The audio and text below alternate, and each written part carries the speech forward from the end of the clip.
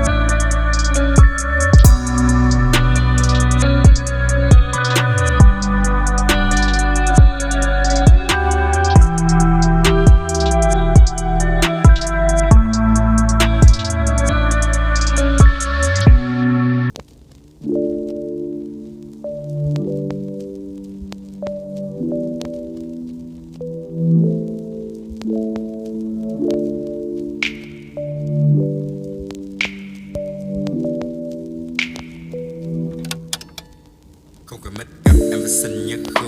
Chẳng từ ai nữa vì em đã đúng gu. 234 5 6 thứ bảy và chủ nhật. Từ tháng này qua tháng khác em là từ mình thất thủ. Dù cho khoảng cách mình đang có bao xa, trước mặt là vật cản anh đang cố lao qua. Được ngắm em mỗi ngày như là thu với tao nhà. Anh biết thực không sao cả nhưng em cần trao quá. Thật là vui khi được anh nắm tay cùng nhau bên đồi hai đứa mình ngắm mây đắm say. Rồi ta cũng phiêu theo điệu nhạc của chiều bạc thì cũng hạnh phúc lắm đây. Luôn ở cạnh anh không phải vả đâu em. Không có bia bột hay nhậu nhạc thâu đêm. Rồi em sẽ mau quên những gì buồn bã nhất vì nó đã mất. Mình sẽ yêu nhau thêm baby. Cùng đi đến nơi đi đâu anh lưu dấu bên nhau.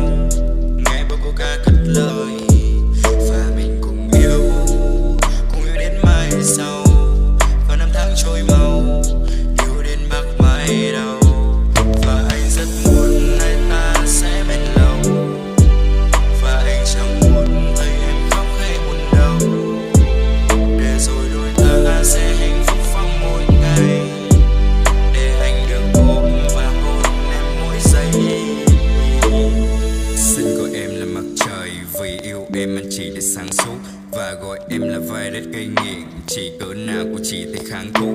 Không biết là khoảng cách mình bao xa, nhưng tình cảm dành cho em thì bao la. Không biết ý kiến của em thì sao hả, nếu thấy hợp lý thì mình cùng yêu nha. Anh sẽ không để em khóc, để nước mắt em rơi dù chỉ đúng một lần. Anh là bờ vai mạnh mẽ, là nơi em nương tựa để em thôi bớt giận. Chỉ cần mình được bên nhau, anh sẽ nguyện làm tất cả cho em được hạnh phúc, để tình yêu đôi ta thành đặt ra. Chỉ cần mình được bên nhau, anh sẽ nguyện làm tất cả để cho em không phải sợ.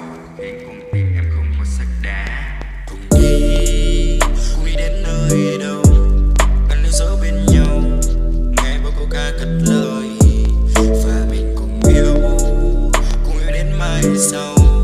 Và năm tháng trôi mau, yêu đến bạc mày.